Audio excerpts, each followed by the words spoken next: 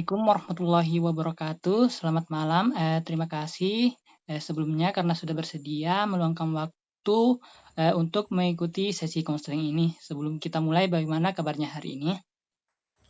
Eh, Waalaikumsalam warahmatullahi wabarakatuh. Alhamdulillah baik-baik saja Kak. Cuman sedikit capek karena banyak tugas. Nah, baik. Terima kasih sudah mau berbagi. Nah, saya bisa memahami kalau aktivitas kuliah dan tugas kadang cukup melelahkan. Tapi saya senang karena kamu sempat hadir di sesi ini sebelum kita lanjut. Nah, saya ingin memperkenalkan diri terlebih dahulu. Perkenalkan, saya Zulkifli, mahasiswa BK yang akan mendampingi proses konseling pada hari ini.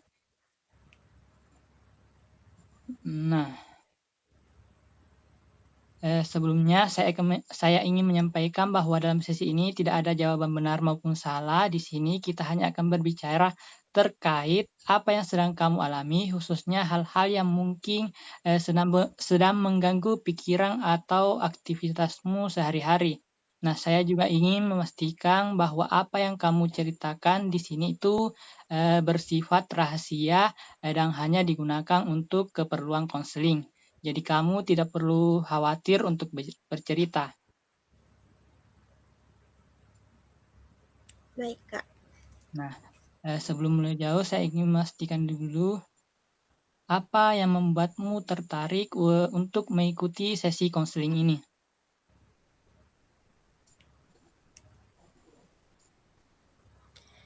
Sebenarnya akhir-akhir ini tuh saya sering merasa stres Kak sama kuliah. Nah banyak tugas. Terus kadang takut juga kalau presentasi atau pas ada tugas yang banyak langsung menumpuk tugasnya Kak. Nah, baik. Terima kasih sudah mulai terbuka. Nah, berarti akhir-akhir ini tuh ada rasa terbebani atau mungkin rasa tidak nyaman terkait perkuliahannya. Iya Kak, kadang sampai kepikiran terus. Nah, saya memahami sepertinya hal itu cukup membuatmu terganggu. Nah, tapi saya juga mengapresiasi karena kamu mau mencoba mencari bantuan dan bersedia berbincang pada hari ini. Menurut saya itu hal yang baik. Iya Kak, soalnya kadang saya bingung juga harus cerita ke siapa. Nah, tidak apa-apa, kita coba bahas pelan-pelan bersama. Nah, di sini saya bukan hanya untuk menghakimi atau menyalahkan, tapi lebih menemani dan memahami situasi yang sedang kamu alami dan mungkin menemukan hal-hal yang bisa membantu supaya kondisi ini lebih ringan. Nah, sebelum kita lanjut, saya ingin menjelaskan sedikit terkait proses konseling kita pada hari ini. Sesi ini itu kurang lebih berlangsung selama 15 menit. Kita akan mengobrol terkait apa yang kamu rasakan, situasi yang membuatmu tertekan, dan lain-lainnya. Iya Kak, bisa. Nah, baik sebelum masuk lebih jauh, eh, saya penasaran sedikit. Di luar semua kesibukan kuliah, akhir-akhir ini biasanya apa kegiatanmu sehari-hari? Kalau sekarang sih lebih banyak kuliah Kak, mengerjakan tugas, kadang kumpul juga sama teman, tapi akhir-akhir ini juga lebih sering kepikiran tentang tugas. Nah, berarti aktivitas sehari-harimu tuh cukup padat ya, dan pikiran tentang tugas itu cukup sering muncul. Iya Kak, kadang juga kalau mau istirahat suka kepikiran. Nah, baik saya menangkap kalau hal itu cukup berpengaruh terhadap keseharianmu. Nah, terima kasih karena sudah mulai terbuka bercerita. Nah, saya menghargai itu. Kalau begitu, saya bisa lebih memahami kondisi yang kamu alami. Mungkin kita bisa ngobrol lebih jauh tentang apa sebenarnya yang membuatmu merasa cemas terkait kuliah akhir-akhir ini. Iya Kak, boleh. Nah, terima kasih sudah bersedia lanjut. Tadi sempat disampaikan kalau akhir-akhir ini tuh cukup sering merasa terbebani oleh tugas dan aktivitas kuliah. Nah, sebenarnya hal apa yang membuatmu merasa cemas dan tertekan terkait perkuliahan? Kayaknya lebih ke tugas sama presentasi, Kak. Kalau tugas banyak itu saya langsung panik, apalagi kalau deadline-nya, dekat, kayak deadline-nya itu besok atau malam ini, Kak, Nah, baik. seperti itu. Jadi ketika tugas mulai banyak atau tenggat waktu sudah dekat, rasa cemas itu mulai muncul ya? Iya, Kak, kadang saya jadi kepikiran juga, terus takut, tidak selesai atau takutnya hasilnya jadi jelek, seperti N itu. nah, kalau boleh, saya tahu biasanya apa yang muncul di pikiranmu saat mulai merasa cemas seperti itu?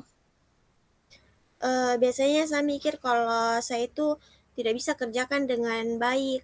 Nah, takutnya itu nilai saya jadi jelek, takut, dosen kecewa atau, kadang juga saya takut dibilangi tidak mampu, Kak.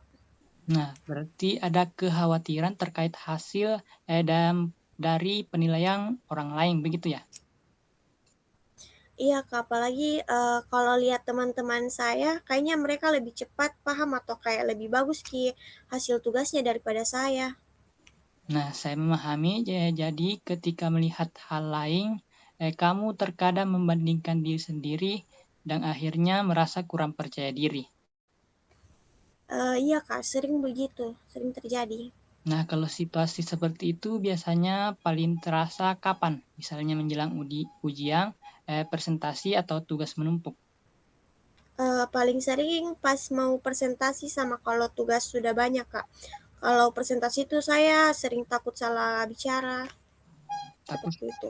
takut salah bicara di depan kelas? Iya, Kak, kadang sebelum presentasi itu saya sudah mikir, yang jelek-jelek dulu, kayak takut nggak bisa, Kak, jawab pertanyaan, takut diketawakan, takut blank, seperti itu. Nah, saya bisa memahami bahwa hal itu cukup berat buat kamu. Nah, kalau rasa cemas itu muncul, biasanya dampaknya seperti apa pada keseharianmu? Saya jadi susah fokus, Kak. Mau belajar kadang malah kepikiran terus, kadang juga, jadi nunda tugas karena takut hasilnya tidak bagus. Nah, begitu ya. Jadi sebenarnya kamu ini ingin tugasnya bagus, tapi karena takut hasilnya kurang baik, akhirnya malah ditunda begitu. Iya, Kak, kadang begitu. Mau mulai tapi overthinking duluan. Nah, kalau boleh jujur, situasi seperti ini cukup melelahkan buat kamu nggak sih? Lumayan capek, Kak, jujur. Kadang sampai susah tidur kalau lagi banyak pikiran soal tugas. Nah, berarti kecemasan ini bukan cuma terasa saat kuliah saja, tetapi juga ikut terbawa pikiran kesehari-hariannya. Iya, Kak, betul. Nah, saya ingin sedikit memahami dari sudut pandangmu. Menurutmu sendiri, apa arti atau makna dari semua tekanan akademik ini? Menurutmu, hal itu terasa begitu berat? Karena saya takut gagal, Kak. Saya pengen hasil kuliah saya itu bagus, takut mengecewakan orang tua juga. Jadi kalau ada tugas atau nilai saya yang jelek, pasti langsung kepikiran, Kak. Nah, saya menangkap ada keinginan yang besar untuk memberikan hasil yang terbaik dan tidak mengecewakan orang tua ya. Iya, Kak, Nah, betul. menurut saya itu menunjukkan kalau kamu sebenarnya punya tanggung jawab dan kepedulian terhadap masa depan. Walau memang sekarang cara menghadapi tekannya masih terasa berat. Iya, Kak, mungkin seperti itu.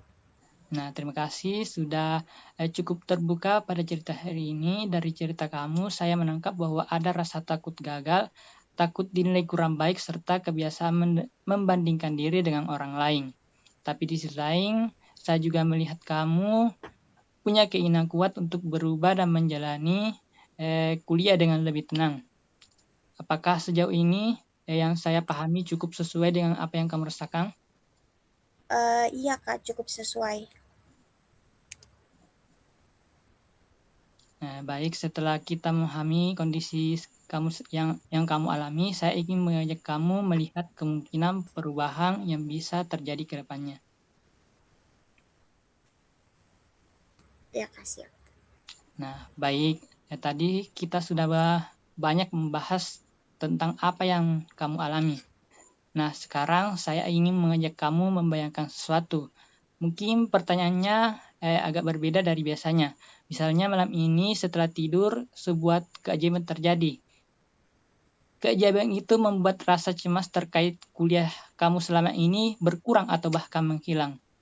Tapi karena sedang tidur, kamu tidak tahu keajaiban itu terjadi. Nah, besok pagi apa hal pertama yang membuatmu tersadar akan perubahan? Eee, oke, mungkin saya bangun, Kak, nggak terlalu kepikiran tugas, dulu ya, Kak. Menarik. Jadi biasanya pikiran tentang tugas langsung muncul ya ketika bangun. Iya, Kak, kadang baru bangun, sudah kepikiran tentang deadline-nya.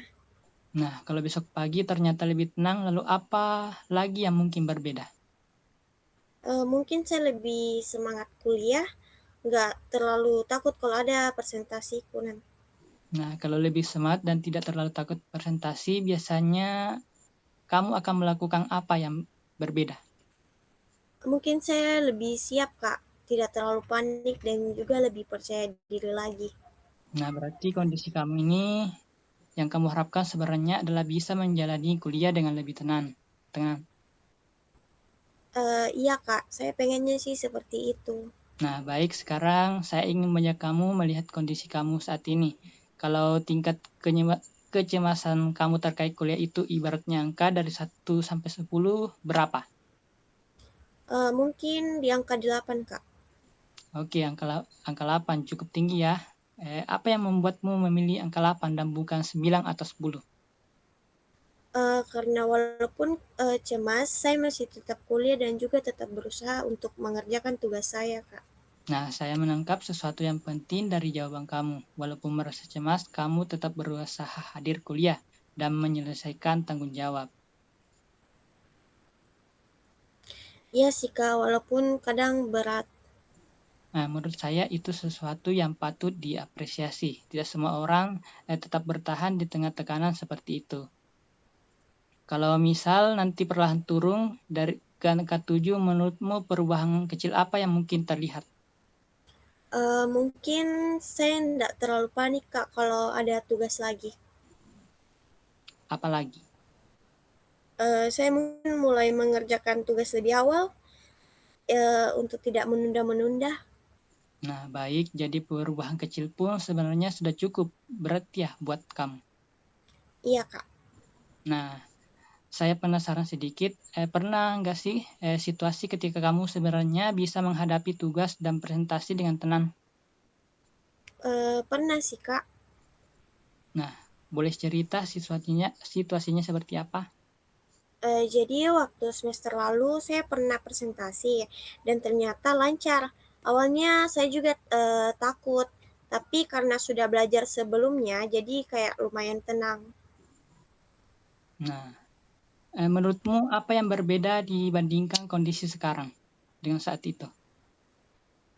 Kayaknya karena saya lebih siap ya, Kak. Materinya juga, saya sudah pahami sebelumnya. Nah, berarti karena persiapan yang lebih matang ya. Iya, Kak. Nah, melihat dari pengalamanmu, menurutmu apa yang bisa dipelajari atau mungkin dicoba untuk mulai sekarang?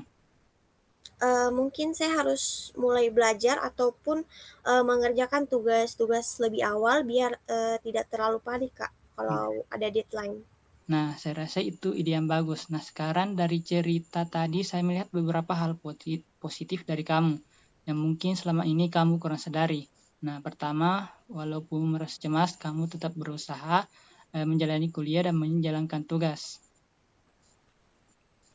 Iya, Kak, makasih. Kadang saya juga tidak terlalu sadar soal itu, Kak. Nah, wajar sekali kadang ketika sedang tertekan kita lebih fokus pada kekurangan. Iya, Kak, saya memang pengen bisa lebih tenang jalani kuliah sih. Nah, kalau kamu berkenan, saya ingin mengajak kamu mencoba satu langkah kecil sampai pertemuan berikutnya. Bagaimana kalau mulai memperhatikan situasi kamu, merasa lebih sedikit tenang atau lebih mampu menghadapi tugas? Kira-kira kemungkinan kamu bisa mencobanya? Bisa, Kak, kayaknya saya bisa mencoba hal itu. baik, tidak perlu sempurna, kita hanya harus mencobanya. Iya, Kak. Nah, mungkin cukup sekian sesi konseling kita pada hari ini. Terima kasih. Jika ada yang ingin disampaikan, kita akan menyampaikannya di sesi konseling berikutnya.